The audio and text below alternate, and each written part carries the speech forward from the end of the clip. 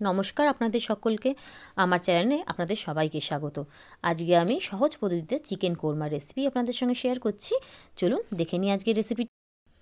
আমি এখানে 1 KG chicken নিয়েছি, সেটা ধুয়ে নিয়েছি। এর মধ্যে দিয়ে দিলাম পরিমাণ মতন লবণ, আর দিচ্ছি এখানে গোলমরিচের গুঁড়ো, আর এখানে দিচ্ছি 4 চামচ টক দই দিয়ে ভালো করে চিকেনটা ম্যারিনেট করে নিচ্ছি। ভালো করে চিকেনটা দেখুন মিক্স করা হয়ে গেছে। এটা আমি ঢাকা দিয়ে 30 মিনিটসের জন্য রেস্টে রাখলাম। এবার একটা মশলা তৈরি করছি।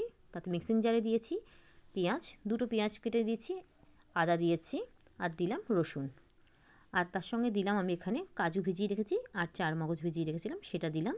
দিয়ে পেস্ট করছি। লঙ্কাটা দিতে ভুলে গেছিলাম, দিয়ে নিয়েছি।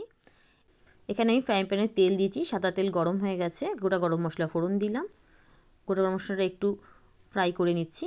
এটা হয়ে গেছে। এর মধ্যে আমি যে চিকেন ম্যারিনেট করেছি সেই চিকেনটা দিয়ে দিচ্ছি। চিকেনটা আমি একটু দিয়ে একটু ফ্রাই করব।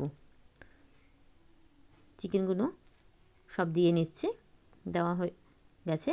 এবার চিকেনগুলো একটু নাড়াচাড়া করে মিনিট 10 মতো আমি এটা ফ্রাই করব। দেখুন এক সাইড হয়ে গেছে, আমি আরেক সাইড উল্টে দিচ্ছি। এবার একটু ঢাকা দিয়ে দিচ্ছি এটা 15 মিনিটের জন্য। মিনিট 15 পরে আমি খুলে দেখি একটু জল ছেড়েছে চিকেনটা। এর মধ্যে আমি যে মশলার পেস্টটা তৈরি করে রেখেছিলাম আগে থেকে, সেই পেস্টটা অ্যাড করে দিচ্ছি।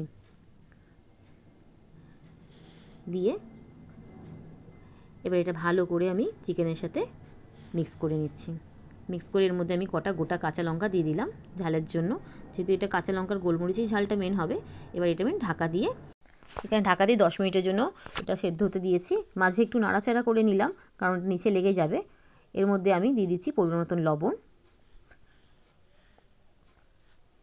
আর দিচ্ছি হাফ টিস্পুন গরম মশলার গুঁড়ো, দিয়ে ভালো করে মিক্স করে নিচ্ছি।